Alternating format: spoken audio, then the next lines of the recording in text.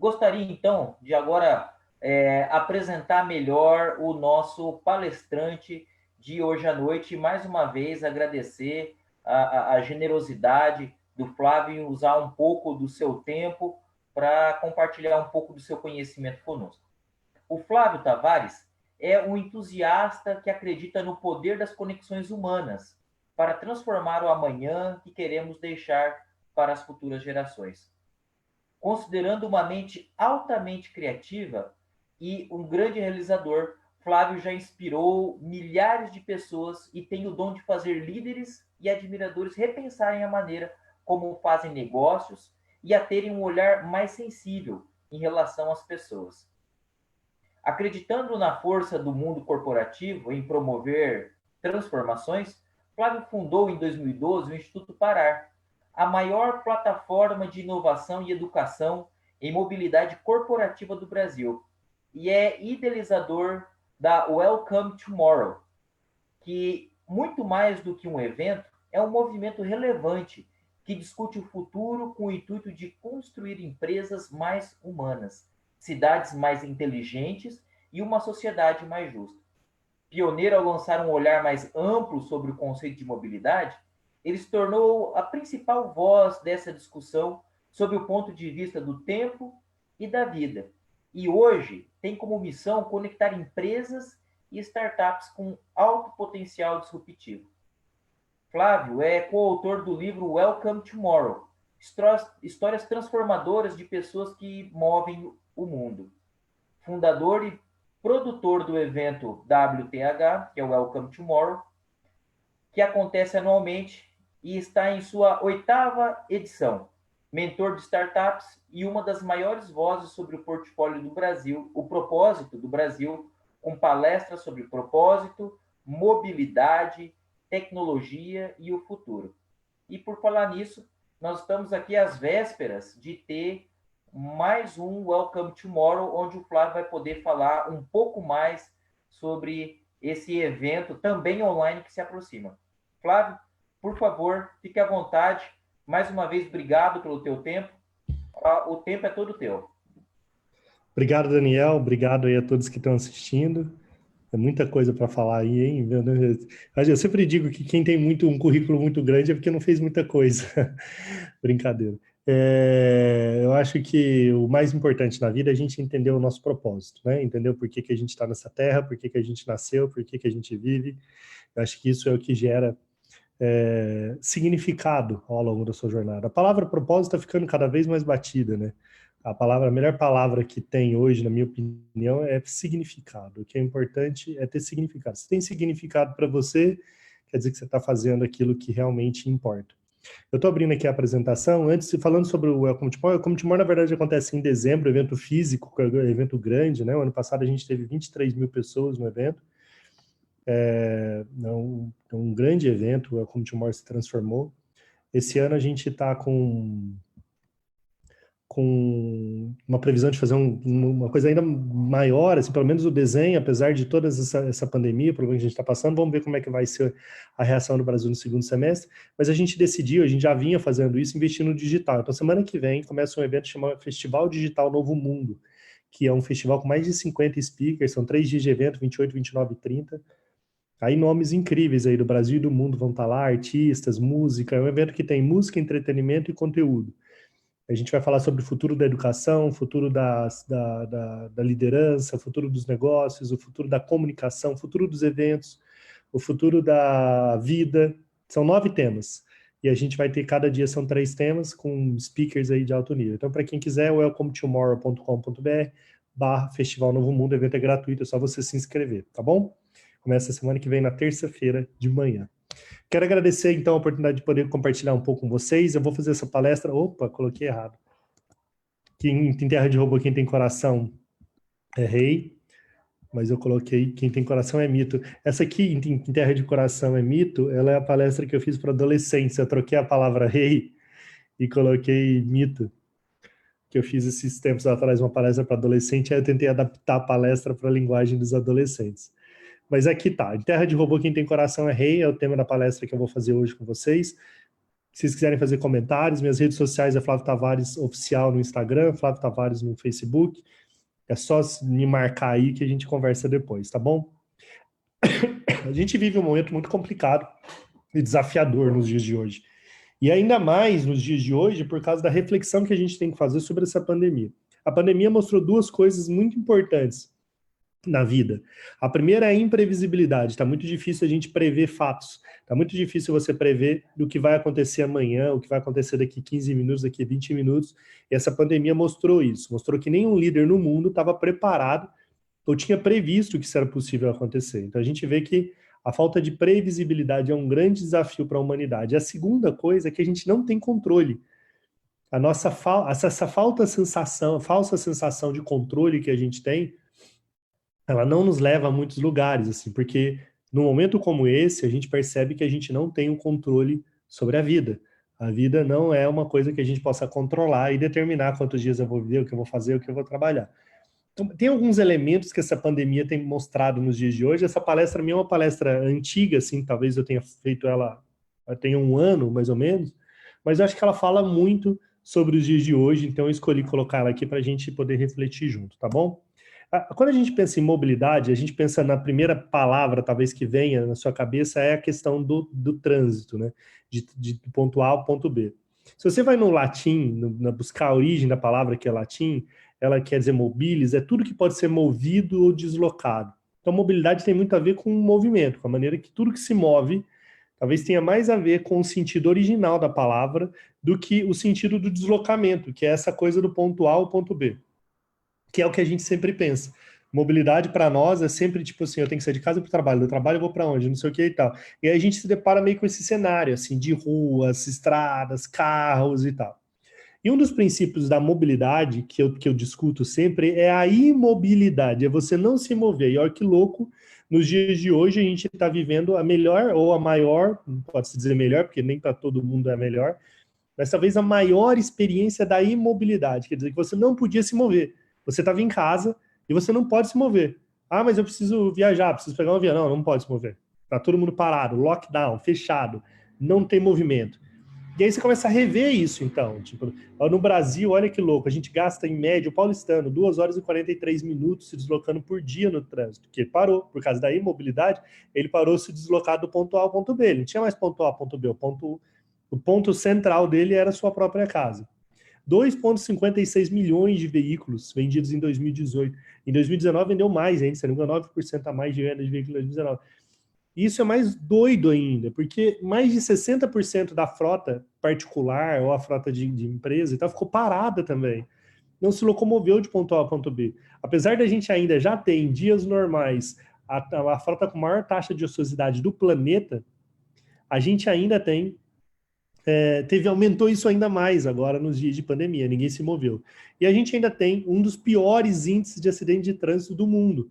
Porque como a gente está sempre se deslocando ponto A, ponto B, com pressa, a gente acaba causando acidentes. São 38 mil mortes. E a gente vai falar muito sobre inovação, sobre futuro aqui, eu vou falar um pouco sobre isso. E uma das coisas que eu fico olhando, quando você olha para Rappi, iFood, Uber Eats, esses aplicativos, que tem muita gente que adora, e talvez você que está me ouvindo agora, adore pegar o seu aplicativo e pedir tudo em casa. Você pede Uber Eats, você pede Rappi, iFood, pede tudo que você quer, farmácia, tudo. Às vezes a gente pega de 10 entregas no dia.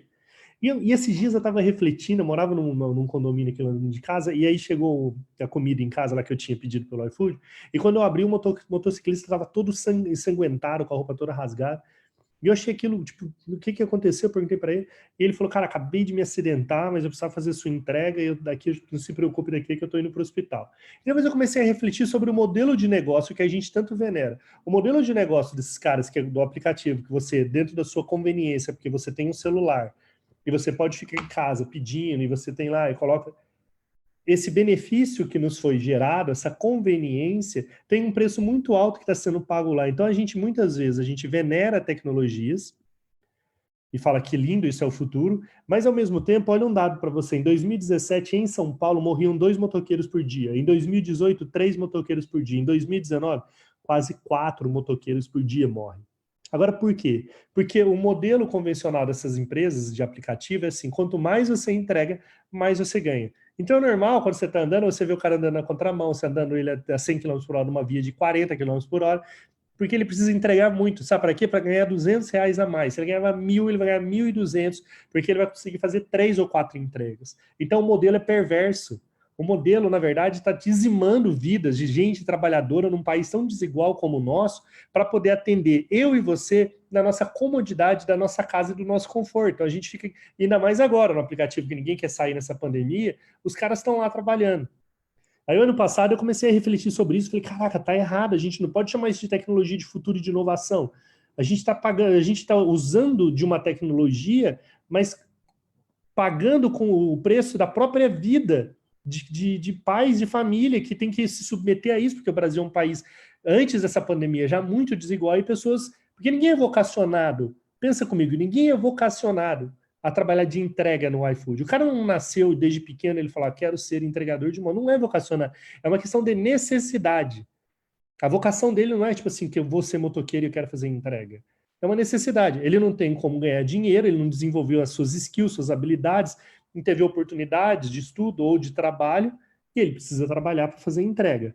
E tudo bem, num país tão desigual, mas o modelo é perverso. Então, ano passado, a gente foi falar com várias dessas empresas, propondo para que elas criassem um modelo mais humano, que é o modelo da regularidade. Se ele chegar na minha casa, respeitando o limite da via, é 6 minutos, se ele chegar em 5, quer dizer, porque não é impossível ele respeitar a via e chegar mais rápido do que a via permite. E já existe algoritmo que você consiga mostrar isso. Se ele chegar em 5, eu vou penalizar ele. Entende? Tipo, se ele chegar em 6, ele ganha bônus. Se ele chegar em 7, ele ganha ainda, não perde, ele fica aí dentro de parte do bônus. Chegou em 8, aí tudo bem. Tipo assim, aí tem que analisar se teve algum problema no caminho. E aí o iFood implantou isso agora no final do ano, que é criar um rating para poder avaliar o motoqueiro, o motociclista, de acordo com o desempenho dele e gerar benefício para ele financeiro, se ele tiver um bom comportamento no trânsito. Estou citando isso para mostrar o quanto que a nossa lógica na sociedade no Brasil não é uma lógica que corrobora com esse discurso da minha palestra, em Terra de Robô, quem tem coração é rei. Então, o excesso de velocidade é a principal causa de mortes e acidentes de trânsito no Brasil. Por quê? Não é uma palestra sobre trânsito. Eu estou citando isso para vocês entenderem a essência do que está por dentro de nós, de cada um de nós. Excesso de velocidade é uma das coisas que mais matam, porque a gente está sempre lutando contra o tempo. A palavra é tempo. A gente sempre quer chegar mais rápido. Você quer chegar mais cedo em casa. Você quer chegar mais rápido no trabalho. Você quer chegar mais... Sempre a gente está com pressa. A gente está sempre lutando contra o tempo.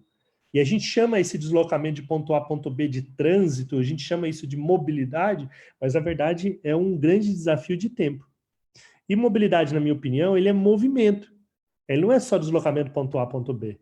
Ele é um resgate do entendimento de que a gente foi criado no mundo para se mover. A gente tem que se mover. Eu gosto muito de analisar a imagem, assim, de toda a trindade, assim, deles dançando. Sabe? Eu adoro o conceito da dança, do movimento, do seu corpo. O primeiro modal que a gente recebe na vida é as nossas próprias pernas, assim. Não é uma bicicleta, uma moto. O modal que a gente recebe é nossas pernas, para a gente se locomover. E aí o que acontece? Tudo se move hoje para que a gente não se mova.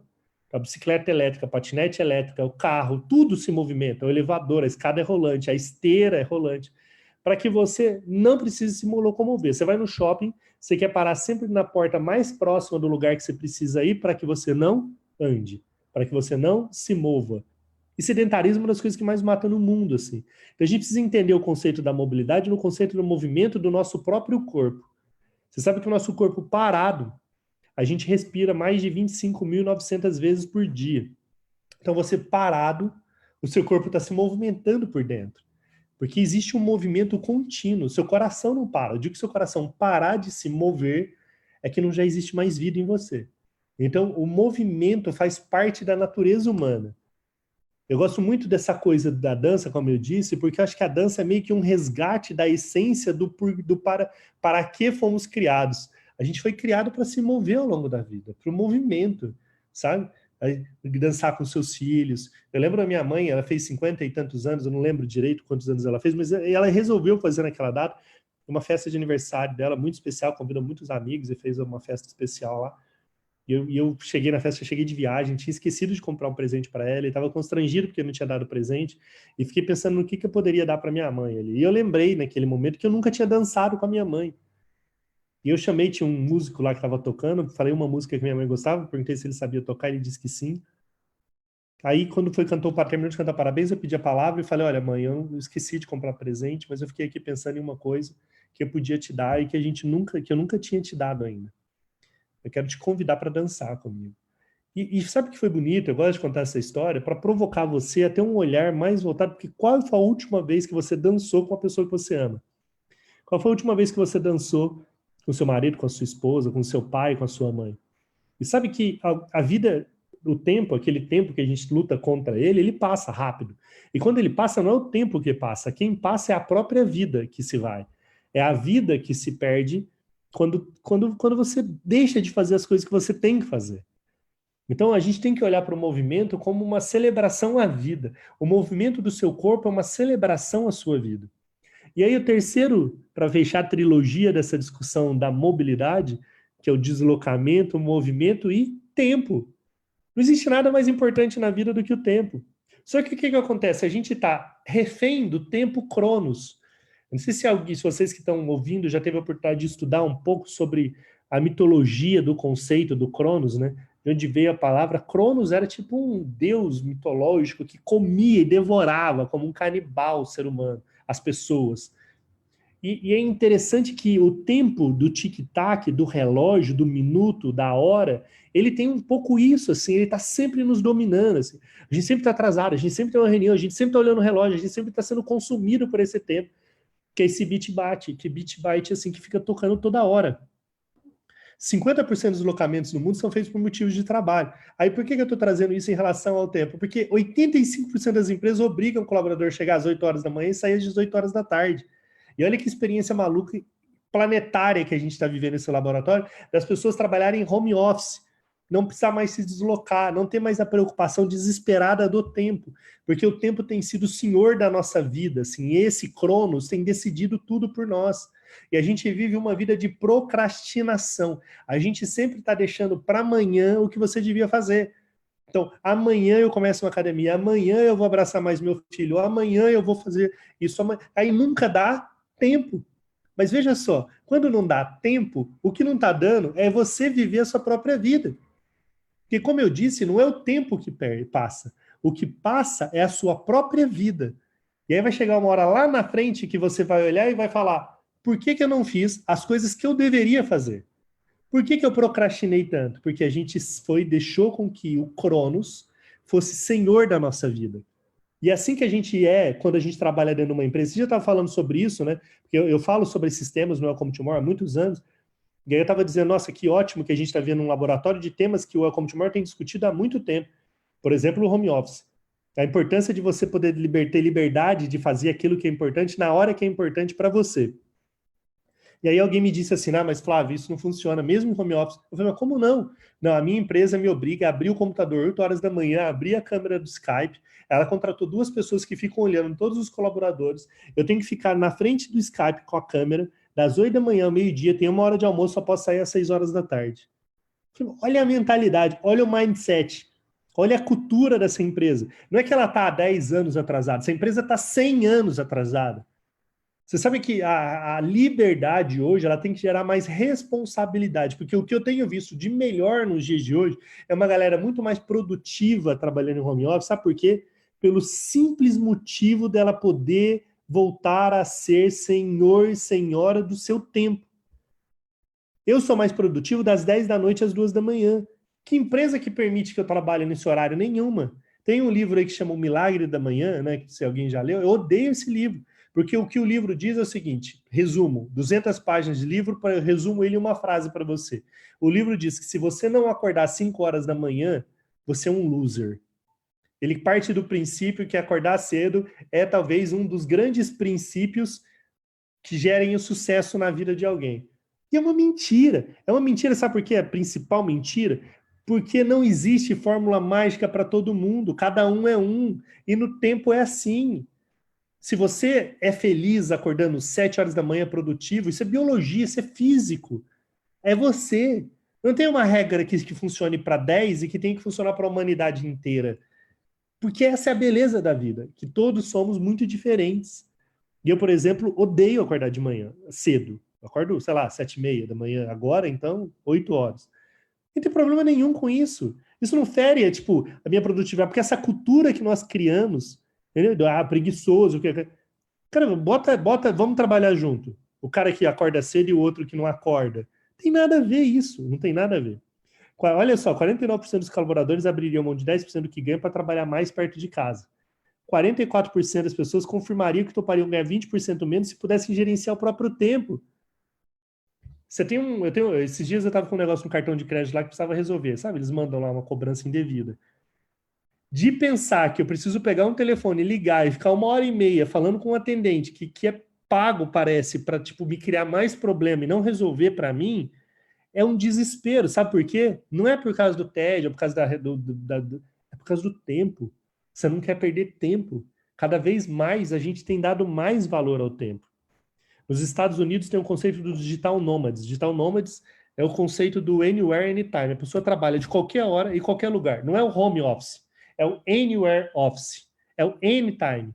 Você trabalha de qualquer hora, em qualquer lugar. Já são 4,8 milhões de nômades digitais nos Estados Unidos e 17 milhões querem ser.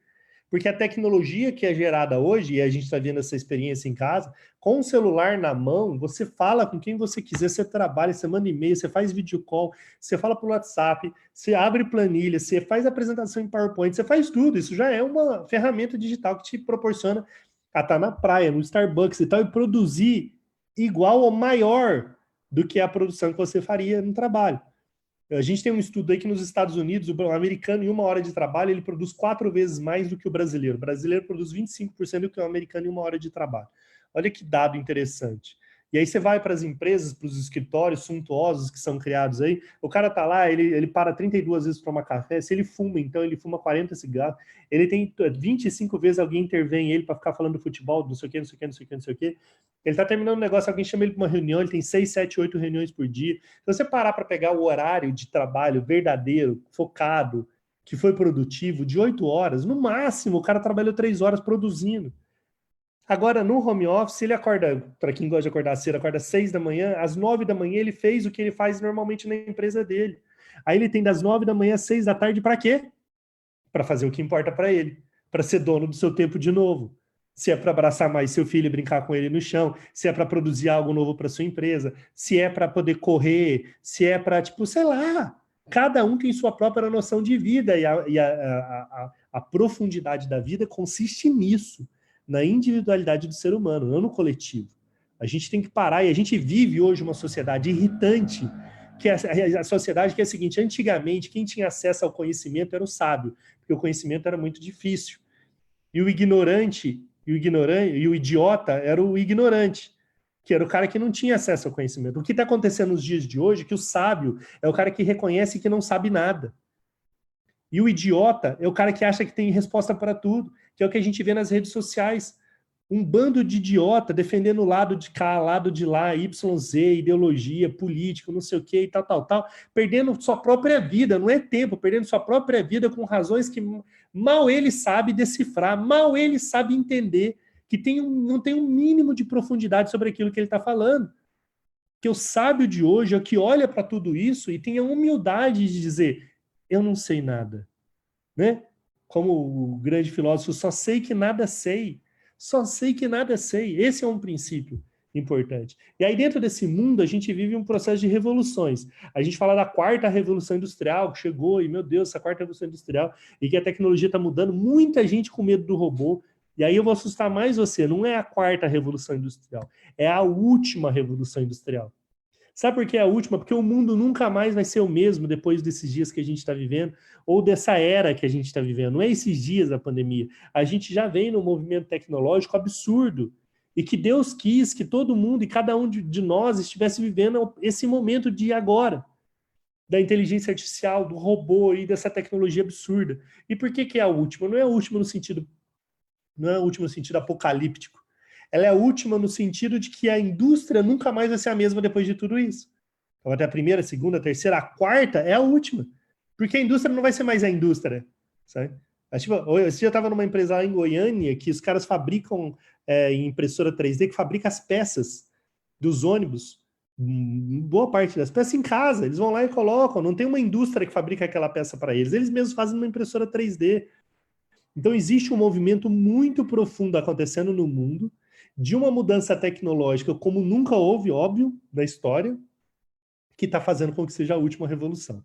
E aí o que tem acontecido? O ser humano, talvez você seja um deles, tem ficado amedrontado. Tipo, porque não vai existir emprego. Porque essa tecnologia, esse robô vai tomar o emprego de todo mundo. Saiu uma pesquisa agora recente no Brasil, 37 a 39% das pessoas ativas trabalhando hoje estão apavoradas, crendo que o robô em algum momento vai tomar o lugar delas. E aí você vai olhar para os robôs, fica mais assustador. Então, alguns exemplos, né, do quanto que essa revolução já está acontecendo. No Japão foi criado já uns 3 anos atrás, isso aqui é de 1 ano atrás, né, CXSW de Austin nos Estados Unidos, 1 ano atrás, a esposa robô foi lançada lá no Japão. A esposa robô, ela tem um papel, que é agradar o marido acima de todas as coisas. O maridão tá lá jogando futebol, assistindo futebol, agora não tem mais, né, mas na época que tinha, assistindo futebol lá, tomando uma cerveja com a pernona pro alto, com um monte de coisa para ajudar na casa, com a criança gritando. A esposa robô passa, olha para ele e fala: "Você é lindo, você é demais. Como eu adoro ver você sem fazer nada, assistindo futebol com uma latinha de cerveja na mão." A esposa robô foi criada para isso, para satisfazer uma carência profunda do homem. Você não tem ideia de quantas milhares de esposas robôs já foram vendidas, lá no Japão principalmente. Porque a gente vive tempos complexos, tempos muito difíceis de se entender e de compreender. E por que não existe o esposo robô, né? As mulheres perguntam, mas por que ninguém criou o homem robô? Aí eu sempre dou a resposta para as mulheres que estão aí participando e ouvindo essa palestra, porque os homens precisam das mulheres para viver, as mulheres não precisam de homem nenhum para sobreviver, porque vocês são muito mais completas por natureza do que nós. O pet robô é o cachorrinho robô que a Sony lançou. Olha que bonitinho, o cachorrinho robô. Quantas famílias não compraram o cachorro robô? Inteligente, você brinca com ele, ensina ele, ele vai pôr a barriguinha para cima, dá patinha, vai latir, vai fazer tudo. É o pet robô. O robô tá vindo com cada vez com mais força, assim. Você tem a professora robô, ela é meio assustadora, não sei se o vídeo tá rodando bem aí, né? Eu brinco com meu filho que se ele não for bem na escola, ele vai estudar com ela, porque ela é meio assustadora, dá medo. E já tem muitas escolas, nos Estados Unidos e alguns países envolvidos, testando cada vez mais a computação cognitiva, a inteligência artificial embarcada dentro de um robô para poder ensinar alguém, para poder falar com alguém, para poder interpretar esses alunos. A gente tem aí atendente robô, que isso é comum já, muita gente já deve ter visto esses robozinhos, que é comum para quem viaja para fora e vê em hotéis e tal. E cada vez mais é comum que você vai perguntar para ele sobre o seu check-in, sobre o check-out, tirar dúvidas sobre o hotel, ele vai te responder tudo. Aí a gente olha para tudo isso e pensa assim, caraca, eu vou ser engolido pelo robô. Mas aí qual que é o grande problema? É que a gente é robô. Olha só que louco. A gente tem medo do robô porque a gente virou um robô. A gente vem se robotizando ao longo dos anos. Então você vive uma vida que não é diferente do que é que o robô vive. Então por isso que tem gerado muito temor na vida de muita gente, o fato de que um robô mais inteligente que eu e você, porque ele processa na cabeça dele coisas que a gente demoraria anos para processar. Então, no direito, por exemplo, o que um computador demora para processar de uma peça, por exemplo, de fazer uma consulta jurídica, a gente demora 10 anos. O que ele demora em 10 segundos, o ser humano demoraria 10 anos. Eles analisam 1 milhão de processos em 10 segundos para poder fazer uma peça, uma consulta jurídica. Enquanto o ser humano demoraria 10 anos para fazer o que ele faz em 10 segundos. Então, realmente é assustador se você olhar pelo viés, né? Então, assim, algumas profissões, agente analista de crédito, corretor de imóveis, gerente de remuneração e benefício, atendente de agente de correios, telemarketing, isso aqui é uma pesquisa que aconteceu no Reino Unido, de algumas profissões que lá já estão sendo dizimadas. E a tendência é que cada vez mais profissões vão ser dizimadas. Aí você vai falar assim, poxa, Flávio, mas aí é desesperador, minha profissão, tipo, o que eu faço então? O que eu faço? Então, agora eu vou falar. O que você faz? Porque em terra de robô, ser robô vai competir de igual? Você tem uma vida mecânica que você dorme, acorda, come, trabalha, dorme, come, acorda. Não. Dorme, acorda, come, trabalha. Aí começa o ciclo de novo. Será que você é competitivo em relação ao robô?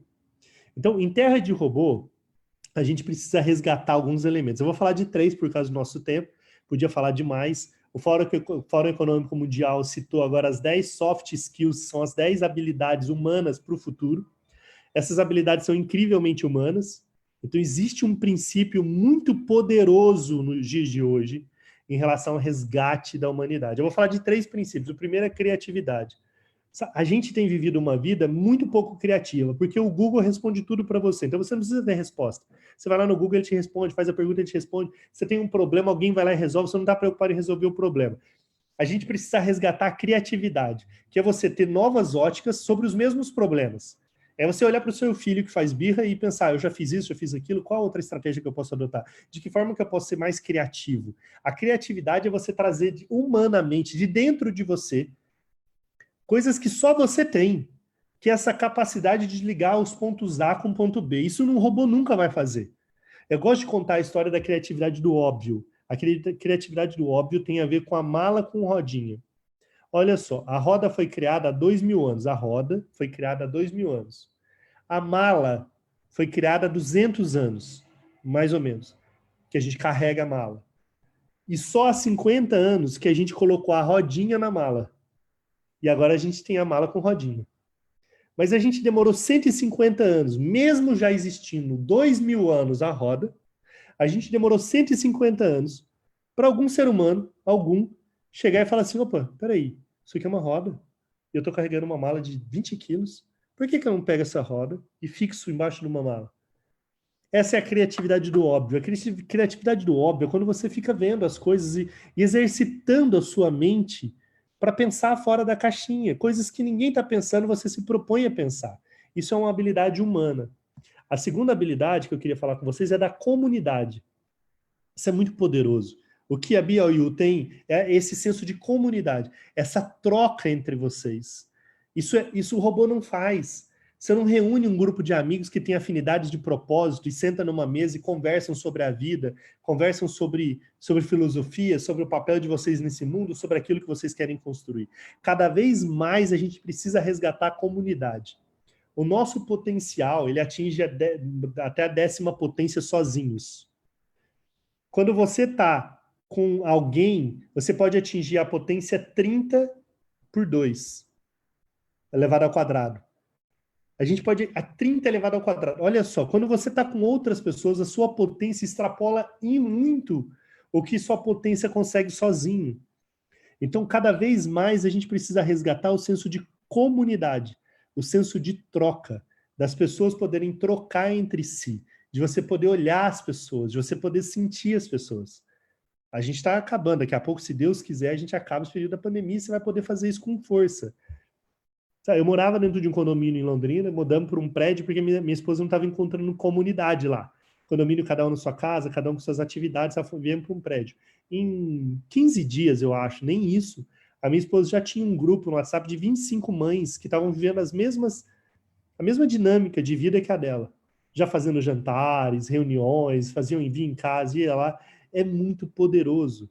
Eu moro aqui na Gleba Palhano, para quem é de Londrina, e tem uma pracinha, que é a pracinha da Plaenge, que é normal, agora não, né? Mas é normal, fora esse período, de você encontrar um monte de mãe ali, resgatando a coisa da praça, sentando e conversando sobre a vida, sobre os filhos. Você vê dezenas de mães com os filhos ali trocando, porque isso é incrivelmente humano, isso não é do robô.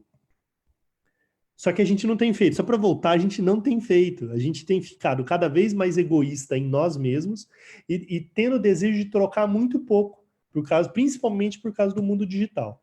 E o terceiro é a generosidade. Agora, olha só, generosidade. O Brasil teve uma pesquisa mundial recente, onde o Brasil, de 170 países avaliados, o Brasil ficou na posição de número 120, entre os menos generosos do mundo. Tudo bem que é mais difícil dizer isso agora, porque a gente vê muitas manifestações de solidariedade acontecendo nesses dias. Mas a gente tem, por natureza, exercitado uma sociedade que não é generosa. E olha, generosidade não tem a ver com você só ser voluntário, que isso é lindo isso. tem a ver só com você pôr grana num projeto social, ajudar alguém, ajudar um morador de rua. Isso é muito importante, mas generosidade tem a ver com estilo de vida. Generosidade é uma coisa de você entender um princípio, e você que está aí ouvindo, grava isso na sua mente e no seu coração. Felicidade é um subproduto de utilidade. Felicidade é um subproduto de utilidade. Felicidade não é o produto principal. Todas as vezes que você busca a felicidade, você não vai ser feliz. Porque para ser feliz, você precisa do produto principal. Felicidade é um subproduto dele. O produto principal é a utilidade. Quanto mais útil você for na vida das pessoas, mais feliz você será. Quanto menos útil você for, quanto mais você ficar buscando essa felicidade pregada no mundo, que é só centrada em você, no seu umbigo, no seu ego, você não vai ser feliz. E a utilidade não tem a ver com você, então eu vou ser útil para o mundo. Tem a ver com isso, mas tem a ver com você lavar a louça da sua casa, tem a ver com você limpar, arrumar a sua cama, tem a ver com você ser útil para os seus filhos, você ser útil no seu trabalho, tem a ver com o seu espírito, seu estilo de vida, tem a ver com você estar estudando alguma coisa hoje, numa universidade, ou fazendo algum curso, e pensar assim, por que você está estudando isso? Eu estou estudando porque eu posso compartilhar isso com alguém. É você olhar para fora, é não ficar olhando só para dentro. É você entender que você tem dons, habilidades e talentos que foram feitos para serem distribuídos para o mundo, não para ser só seu, não para ser só alvo de objetos financeiros. Você não teve dons, talentos e habilidades que foram feitos só para você ganhar dinheiro. Eles foram feitos para você dar uma contribuição para o mundo. E aí, o que acontece no mundo de hoje? Está todo mundo procurando os 3 segredos para ser feliz, os 4 passos para você ser bem-sucedido, as 5 formas de você ser isso e aquilo e tal.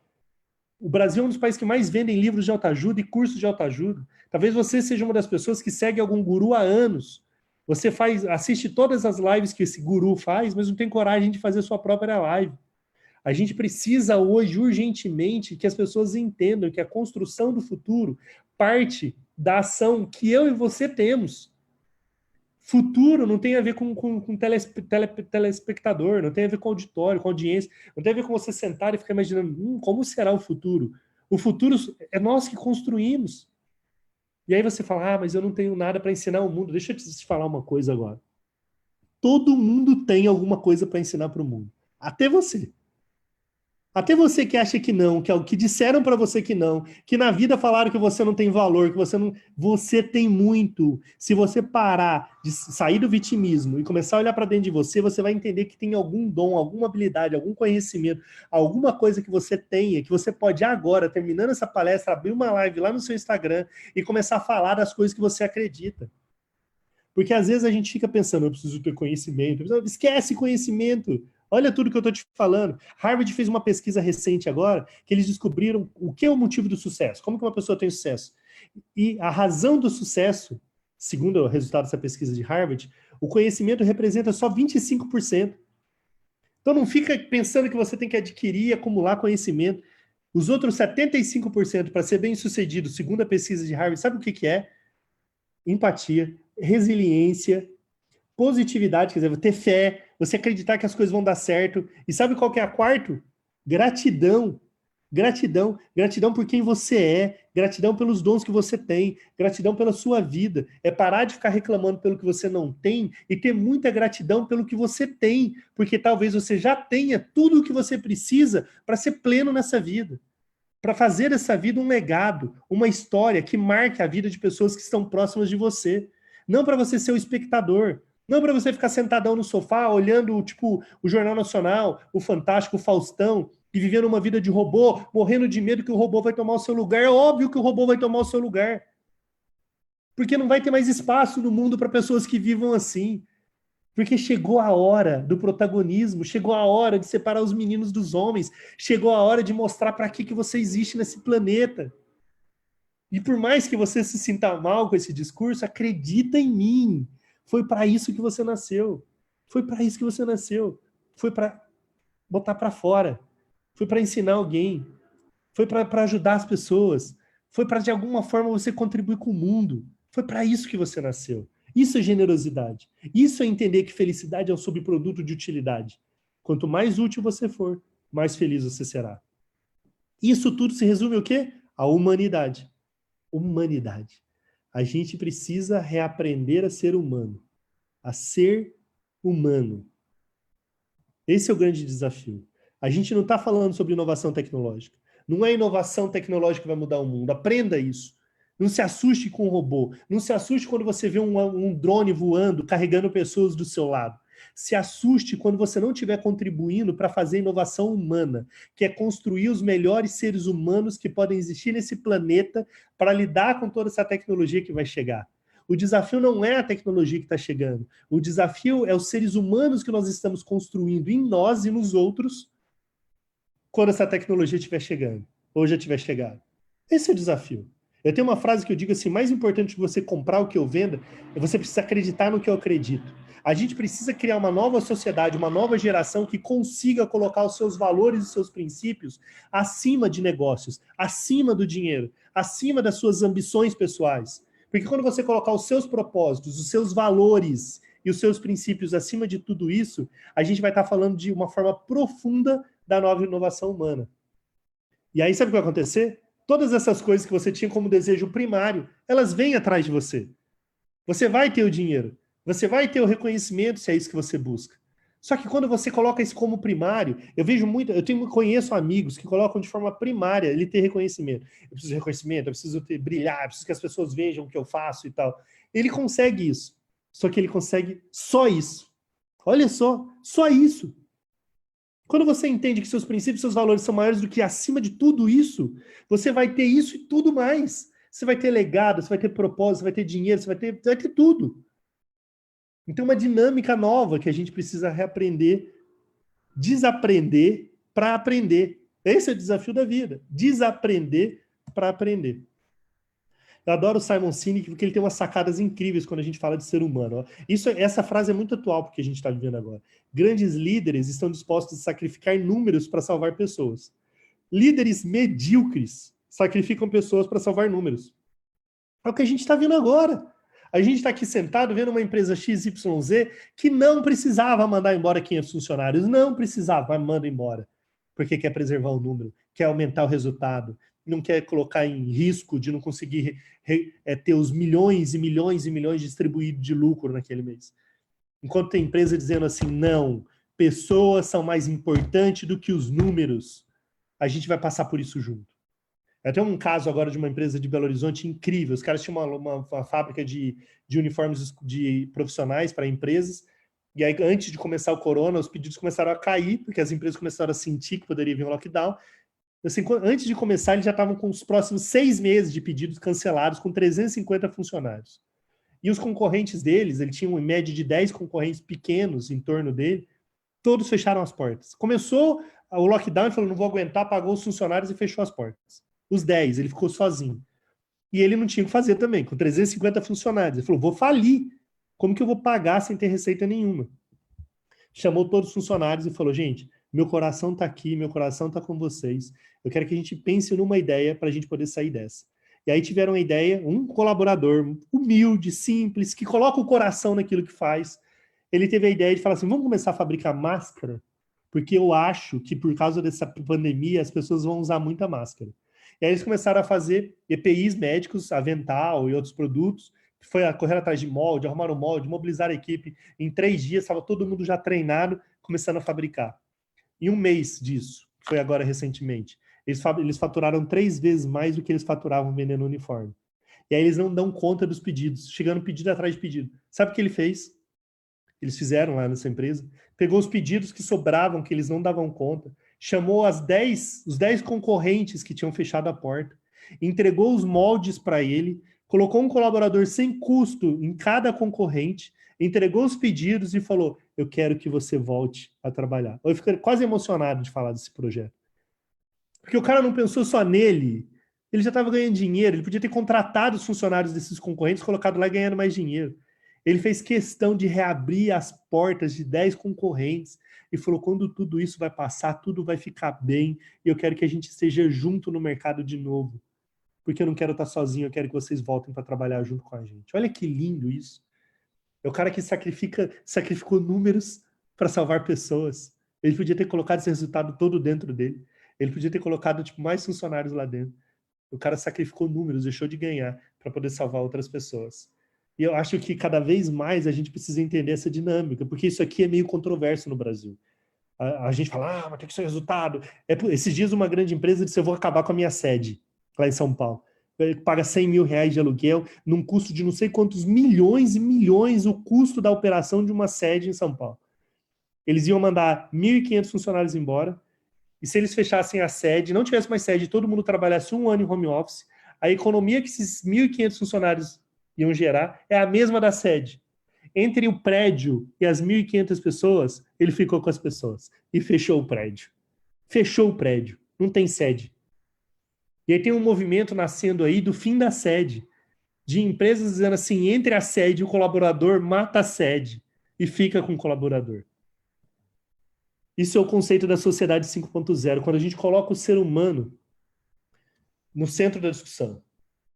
A gente não faz as coisas só pelo dinheiro, não faz as coisas pela indústria, pelo capital, a gente está fazendo as coisas colocando o ser humano na discussão. Isso é a sociedade 5.0.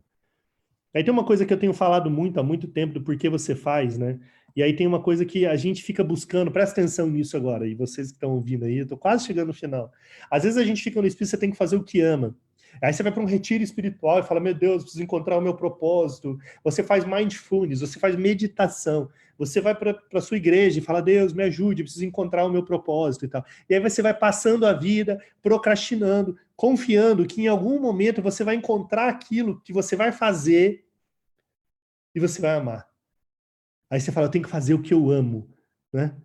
E aí eu fiquei pensando nisso, falei, caraca, a gente tem que fazer o que você ama ou você tem que amar o que você faz. Olha que diferença, eu vou explicar rapidinho para você.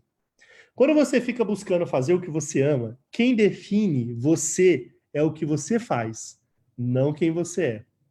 Quando você decide amar o que você faz, independente do que você faz, quem define você é quem você é, não o que você faz.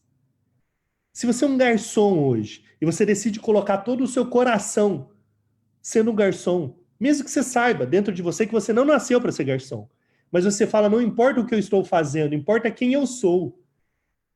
E se eu espero que um dia eu vou ser um cantor, e você é garçom, e você sonha em ser um cantor, e se um dia eu vou colocar o meu coração sendo cantor e vou mostrar para o mundo quem eu sou cantando, aprenda a ser quem você é sendo garçom. Porque é isso que o mundo vai ver. E é isso que o mundo precisa ver. O mundo precisa ver quem você é. E aí eu vejo uma galera reclamando, né? O copo vazio, ó, tô com um copinho aqui, ó, metade cheio, metade vazio. Aí a gente tem a tendência o quê? A ficar olhando sempre a parte vazia. Aí você tá lá no trabalho, você trabalha de frentista no posto de gasolina. Aí você fala, pô, minha vida é difícil, frentista, vê essa pandemia, todo mundo em casa e eu aqui trabalhando e tal. A gente tá reclamando do que não tem, deixando de agradecer o que tem e sem colocar o seu coração naquilo que você tem para mostrar quem você é. Olha só. E isso é tão profundo e tão verdadeiro que vocês que estão assistindo aí, se você vai numa lanchonete, num restaurante, você vai em algum lugar e você está lá, e você é atendido por alguém que coloca o coração, a alma, que te atende de uma forma gentil, que pergunta o seu nome, que se preocupa genuinamente por você. Meu, isso não é marcante? E não devia ser. Não devia ser. Devia ser comum as pessoas colocarem o coração naquilo que elas fazem. Deveria ser comum você colocar o coração naquilo que você faz. Por isso que o mundo tem sido robotizado. Porque a gente tem passado tempo demais reclamando que você não tem, sem agradecer o que você tem e sem querer mostrar ao mundo quem você é. E só tem uma maneira de mostrar quem você é. Não é, como eu já disse, conhecimento, não é fazendo um MBA, não é tendo um cartão de visita chique. Mostrar ao mundo quem você é você mostrar o que está de mais pleno dentro do seu coração. Isso tem a ver com princípios, com valores, com dons, com talentos, com a sua capacidade, com as suas habilidades. Porque em terra de robô, quem tem coração é rei. Grava essa frase. Eu estou escrevendo um livro agora, junto com a editora Gente, que eu lanço logo depois do segundo semestre. Em terra de robô, quem tem coração é rei.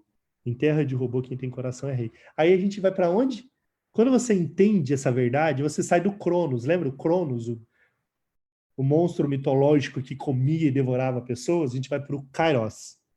O Kairos é o tempo da vida. É o tempo de Deus. O Kairos é o tempo da dança.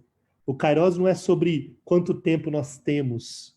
Kairos é sobre mais vida ao tempo que temos. A vida é isso. Não é quantas batidas o seu coração dá, mas é por quais motivos o seu coração bate. As batidas do seu coração, Cronos. Os motivos pelos quais seu coração bate, os motivos pelos quais você coloca o seu coração em tudo que você faz, os motivos pelos quais você quer construir um legado, voltar para casa e construir histórias para sua família e para os seus filhos, dignas de serem lembradas um dia que você não vai estar mais aqui. Isso é vida no tempo. Isso é Kairos. Isso é você fazer a escolha de você viver plenamente com o coração, com a sua alma, dedicada e amando aquilo que você vem fazendo. Então volte a sonhar. Volte a buscar dentro de você a motivação que você precisa para poder olhar a sua vida por uma outra perspectiva. Ao invés de ficar com medo, o robô já está fazendo uma palestra aí para personal trainers, talvez estejam aí alguns que participaram, não sei, e eles me perguntaram no final, falaram, mas os apps vão tomar o nosso emprego. O que você acha disso? Porque inteligência artificial embarcada, os aplicativos cada vez mais evoluídos. Eu falei, tem razão. Tem razão. O app vai tomar o seu emprego. Aí ele se assustou. Eu falei, sabe por quê? Porque você vive como um robô. Aí eu dei minha experiência. Sei lá, eu tive 6 personal trainers nos últimos 10 anos e eles foram piores do que um aplicativo. Porque eles chegavam, me davam um negócio A, B, C, D, Y, não sei o que, tal, não estava nem aí para mim. Nem aí para mim. Então qual a diferença eu ter esse cara ter um app? É a mesma história do taxista que fez reclamando do Uber. O cara tá reclamando, mas ele continua com carro velho, continua botando o braço para fora, continua fumando quando dirige, continua falando no celular enquanto dirige. Mano, você não quer mudar e entender que dentro de você existe um potencial a ser mostrado ao mundo, que existe um resgate da sua própria humanidade, que você pode ser um personal life, que você não está fazendo um trainer, você está fazendo life, você está olhando para a vida da pessoa, você está preocupado com a vida dela, você quer que ele fique bem, você coloca o coração em cada aluno. Aí sabe quando que um aplicativo vai tomar o seu lugar? Nunca, porque ele nunca vai fazer isso. Ele nunca vai vibrar nessa sintonia. Nunca, nenhum robô vai vibrar nessa sintonia. Eu falo muito sobre memórias e momentos memoráveis, eu já estou fechando a palestra. Memórias é tudo aquilo que você lembra sobre o que comeu amanhã, sobre a roupa que você vestiu, enfim. Momentos memoráveis têm a ver com momentos que marcam profundamente a sua vida. Momentos memoráveis é você fechar o olho agora e lembrar de uma coisa que sua avó fazia e que até hoje você sente o cheiro.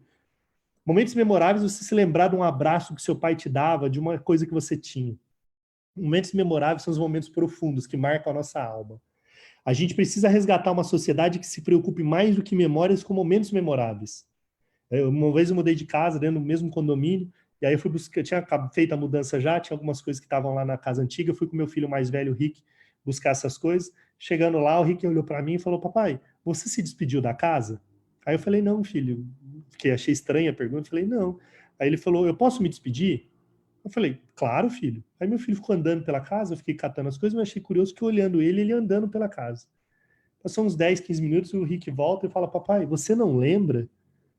Eu falei, lembra do quê, filho? Ele falou, você não lembra que foi nessa casa que meu irmãozinho entrou pela primeira vez, a gente preparou uma festinha para receber? Você não lembra, papai, que eu te joguei de roupa e tudo na piscina pela primeira vez? Você não lembra que a gente fez uma barraca no seu aniversário e a gente dormiu na sala? Você não lembra que o nosso sonho era ir para o Japão, mas que a gente mais gostava era ficar sentado no chão, comendo lamen aqui na sala, imaginando como seria a viagem no Japão? Presta atenção nisso. Presta atenção. Mais importante para o meu filho do que a viagem no Japão, que era um sonho que a gente teve, foi comer no chão em casa lamen. A gente acha que a gente precisa produzir grandes experiências na vida dos nossos filhos para se tornarem memoráveis. Posso te contar? Eles não vão lembrar de nada.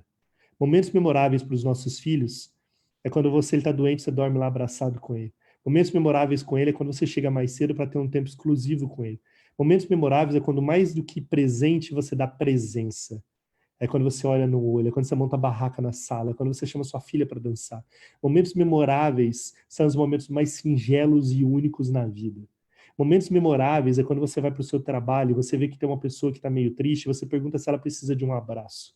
Momentos memoráveis é quando você está num dia cansado, que você não consegue mais, e a sua esposa quer conversar com você, e você senta, e você respira fundo, olha para ela e diz, você é muito importante para mim, todas as suas coisas são importantes para mim, eu quero te ouvir.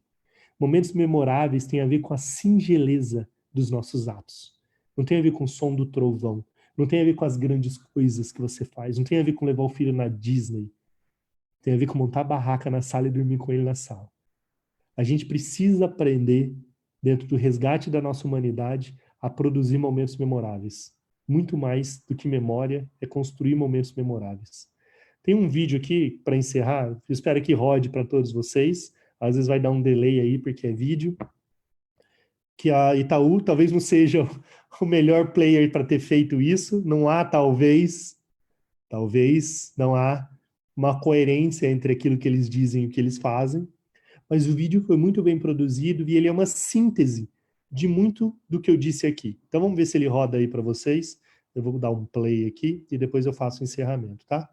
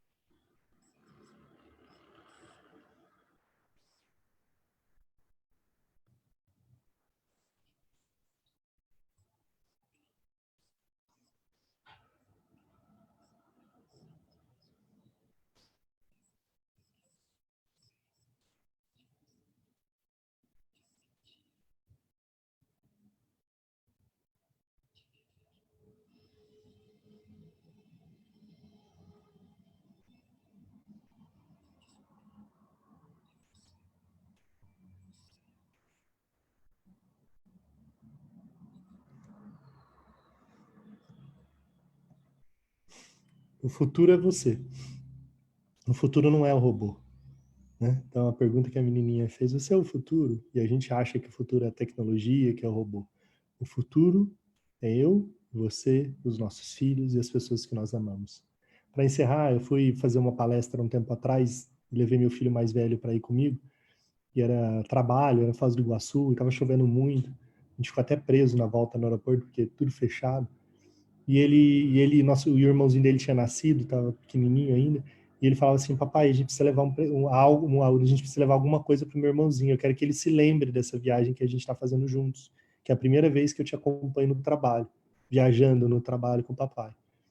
Aí eu falei, claro, filho, vamos ver, e tá aí eu pensando, vamos comprar um pelúcia, comprar alguma coisa e tal, e eu olhando lá, chovendo muito, não achava nada, e aí eu entrei dentro do quarto, tinha que me arrumar para descer para a palestra, estava chovendo muito. O Rick pega um rascunho que estava em cima da mesa, ele abre a janela, coloca para fora, cai 3 gotas de chuva nesse rascunho, ele tira e ele vira para mim e fala: papai, eu já sei o que eu vou levar para o meu irmãozinho.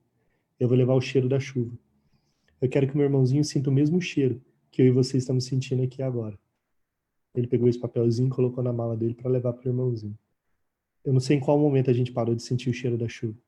Em qual momento que a gente achou que tudo se resume a comprar, que tudo se resume em resolver as coisas comprando, que tudo se resume em conquista, em cargos, em status, conta bancária. A gente precisa, no resgate do ser humano, reaprender a sentir o cheiro da chuva. Reaprender a colocar o rascunhozinho para fora, colocar 3 gotinhas lá e sentir o cheiro da chuva e compartilhar isso com alguém. Nada é mais humano do que isso. Nunca se esqueça do que te move. Essa é a fotinha do Teteu e do Rick, dos 2 irmãozinhos, junto com o papai. Nunca se esqueça do que te move e quais histórias você espera construir. Porque no fim, serão somente histórias. não será o seu patrimônio, não será seu prédio, não será sua conta bancária, não será o quão legal você foi, o quão vaidoso você foi, ou todos os feitos que você realizou. O que vai ficar lá na frente é os nossos filhos junto com os nossos netos sentados, se lembrando, no momento de alegria, de confraternização, das histórias do papai e do vovô. Quais as histórias? A gente quer que tenha histórias de princípios, de valores, de honestidade, de trabalho, de dignidade, de humanidade, de criatividade, de comunidade, ou a gente quer ter as histórias de alguém que viveu uma vida de robô para ter mais conforto para sua família? É uma escolha. Eu espero que você escolha a cada dia ser mais humano, cada dia ser mais pleno naquilo que você faz, colocando o coração. Porque em terra de robô, quem tem coração é rei. Muito obrigado aí pela oportunidade de poder participar, de poder falar com vocês. Como o Daniel falou no começo, eu tenho o evento, né, welcometomorrow.com.br/Festival Novo Mundo, o evento gratuito que vai estar rolando semana que vem. São 3 dias de evento. Quem puder participar de algum bloco, vai ser muito bem-vindo, vai ser muito legal. É um evento inteiro digital. E as minhas redes sociais, tá aí, Flávio Tavares Oficial no Instagram, Flávio Tavares no Facebook, tá transmitindo no Facebook, Flávio Tavares no LinkedIn. Quiserem entrar em contato comigo, estou à disposição, tá bom? Obrigado, Davi, obrigado, Daniel, aí pela ajuda, espero ter contribuído, espero ter ajudado aí na discussão e nos temas que vocês propuseram. Excelente, meu amigo, excelente, excelente mesmo.